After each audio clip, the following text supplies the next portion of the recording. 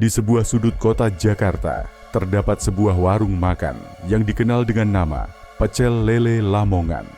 Warung ini awalnya hanyalah warung kecil yang biasa-biasa saja, dikelola oleh seorang pria bernama Pak Surya dan istrinya, Bu Ratna.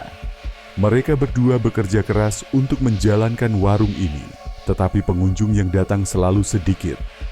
Pak Surya merasa frustrasi karena meskipun mereka telah melakukan berbagai upaya, warung mereka tetap sepi. Suatu malam, saat Pak Surya sedang merenung di depan warungnya yang kosong, seorang teman lamanya yang bernama Pak Budi datang mengunjunginya.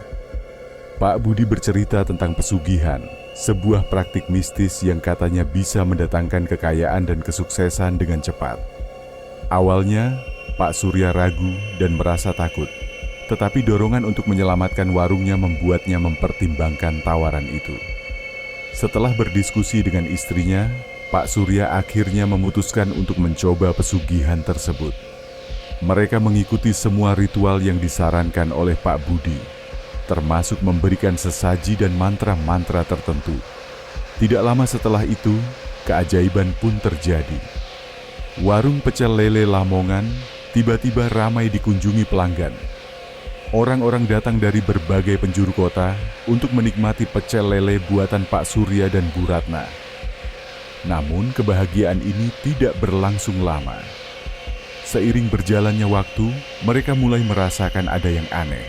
Setiap malam, mereka mendengar suara-suara aneh dan melihat bayangan-bayangan misterius di dalam warung. Beberapa pelanggan setia bahkan mengalami kejadian aneh dan merasa tidak nyaman saat berada di warung tersebut. Puncaknya, salah satu karyawan mereka, seorang pemuda bernama Rudi, mengalami kecelakaan fatal saat pulang kerja. Kejadian ini membuat Pak Surya dan Bu Ratna merasa sangat bersalah dan takut. Mereka menyadari bahwa pesugihan yang mereka lakukan telah membawa malapetaka, bukan hanya bagi mereka, tetapi juga bagi orang-orang di sekitar mereka. Setelah kejadian aneh yang mereka alami, Pak Surya dan Bu Ratna merasa sangat perlu mengetahui lebih banyak tentang pesugihan yang telah mereka lakukan. Mereka mengunjungi Pak Budi, orang yang telah memperkenalkan mereka pada pesugihan tersebut, untuk mendapatkan jawaban. Pak Budi dengan berat hati mengakui bahwa pesugihan memang memiliki syarat-syarat tertentu yang harus dipenuhi untuk mendapatkan kekayaan dan kesuksesan secara instan. Dia menjelaskan bahwa pesugihan yang dilakukan oleh Pak Surya dan Bu Ratna melibatkan makhluk gaib yang dikenal sebagai penunggu atau pelihara. Makhluk ini akan membantu mereka dalam menarik pelanggan dan meningkatkan keuntungan, tetapi tentu saja ada harga yang harus dibayar.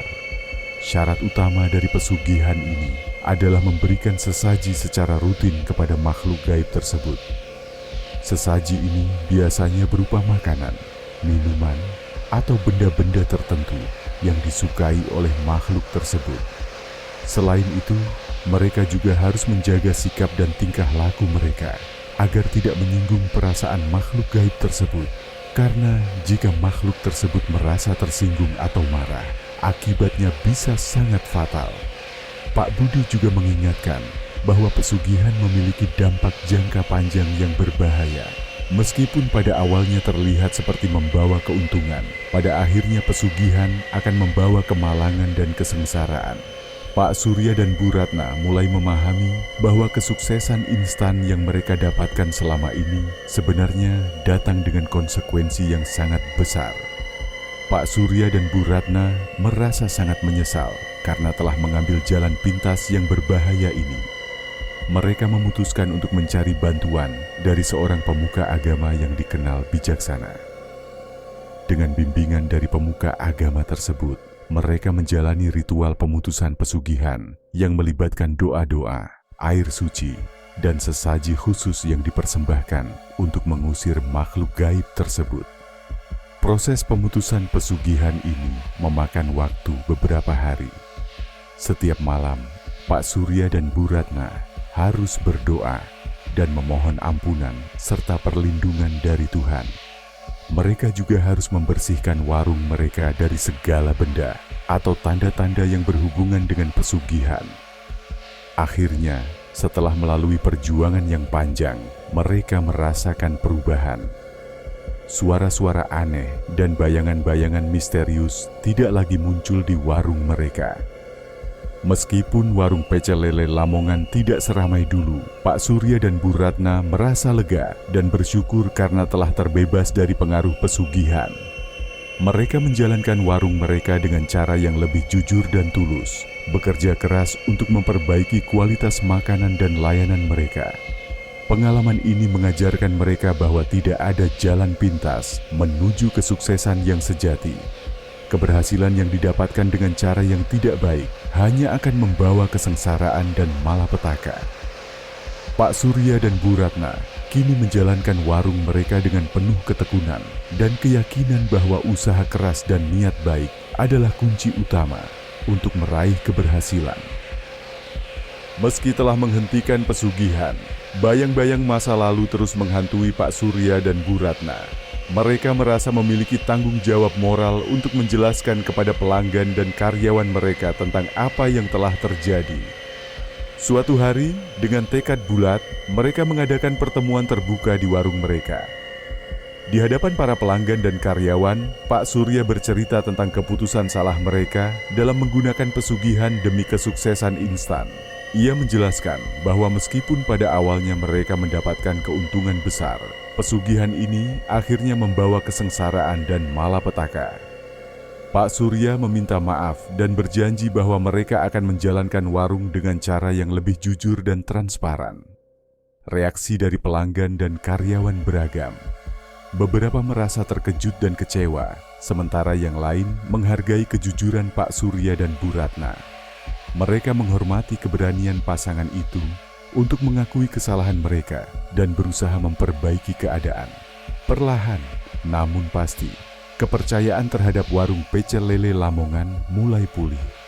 Di sisi lain, Pak Budi, yang awalnya memperkenalkan pesugihan kepada Pak Surya, merasa bersalah atas perbuatannya. Ia datang ke warung dan meminta maaf atas masalah yang telah ditimbulkan. Pak Surya dan Bu Ratna memaafkannya, dan mereka sepakat untuk melupakan masa lalu dan melanjutkan hidup dengan lebih baik. Dengan semangat baru, Pak Surya dan Bu Ratna terus melakukan perbaikan di warung mereka. Mereka bekerja sama dengan komunitas setempat untuk mengadakan acara-acara sosial seperti bazar makanan dan kegiatan amal. Hal ini tidak hanya meningkatkan citra warung mereka, tetapi juga mempererat hubungan dengan warga sekitar. Di tengah perjalanan baru mereka, datanglah seorang pelanggan tetap yang bernama Pak Hadi. Ia adalah seorang pengusaha sukses yang tertarik dengan cerita perubahan positif yang terjadi di warung pecel lele Lamongan. Pak Hadi menawarkan bantuan dalam bentuk investasi untuk mengembangkan warung tersebut. Ia melihat potensi besar dalam usaha Pak Surya dan Bu Ratna yang kini dijalankan dengan penuh integritas. Dengan bantuan Pak Hadi, warung pecel lele Lamongan mengalami perkembangan pesat. Mereka membuka cabang-cabang baru di beberapa lokasi strategis di Jakarta. Setiap cabang tetap mempertahankan nilai-nilai kejujuran dan kualitas yang telah mereka bangun. Warung-warung baru ini juga memberikan lapangan pekerjaan bagi banyak orang, membantu mengurangi pengangguran di daerah tersebut. Pak Surya dan Bu Ratna merasa sangat bersyukur atas segala berkah yang mereka terima. Mereka bertekad untuk tidak pernah lagi tergoda oleh jalan pintas yang tidak baik. Melalui usaha keras, kejujuran, dan dedikasi, mereka berhasil membangun warung makan yang sukses dan dihormati. Hari demi hari berlalu, Pak Surya dan Bu Ratna terus bekerja keras untuk memperbaiki warung mereka. Mereka menghadapi banyak tantangan, tetapi mereka tidak pernah menyerah. Setiap pagi, Pak Surya bangun lebih awal untuk pergi ke pasar dan memilih bahan-bahan segar untuk pecel lele mereka. Bu Ratna selalu memastikan bahwa setiap hidangan yang disajikan di warung mereka memiliki rasa yang lezat dan berkualitas tinggi. Mereka juga mulai mengenal pelanggan mereka lebih baik. Pak Surya dan Bu Ratna berbicara dengan pelanggan mendengarkan keluhan, dan menerima masukan dengan hati terbuka. Perlahan, tetapi pasti, warung pecel lele Lamongan mulai mendapatkan reputasi baik di lingkungan sekitarnya. Pelanggan yang pernah kecewa dengan kejadian aneh sebelumnya kini kembali, membawa serta teman-teman dan keluarga mereka. Selain itu, Pak Surya juga mulai berinovasi dengan menu mereka. Dia mencoba variasi baru dari hidangan pecel lele, seperti menambahkan bumbu-bumbu khas yang unik dan menyajikan hidangan dengan cara yang lebih menarik. Inovasi ini berhasil menarik perhatian lebih banyak pelanggan, termasuk para food blogger dan influencer yang kemudian merekomendasikan warung mereka di media sosial. Tidak hanya itu, Pak Surya dan Bu Ratna juga menjalin kemitraan dengan para petani lokal untuk memastikan bahwa bahan-bahan yang mereka gunakan adalah yang terbaik. Mereka bekerja sama untuk menciptakan sistem rantai pasokan yang lebih efisien dan berkelanjutan. Hal ini tidak hanya meningkatkan kualitas makanan mereka, tetapi juga membantu mendukung komunitas petani lokal. Suatu hari, seorang pelanggan tetap yang bernama Ibu Siti mengajak seorang teman dari media untuk mengunjungi warung pecel lele Lamongan. Teman tersebut ternyata seorang jurnalis yang menulis artikel tentang tempat-tempat makan tersembunyi di Jakarta. Tidak lama setelah artikel tersebut diterbitkan, warung Pak Surya dan Bu Ratna mendapatkan lebih banyak perhatian dari publik.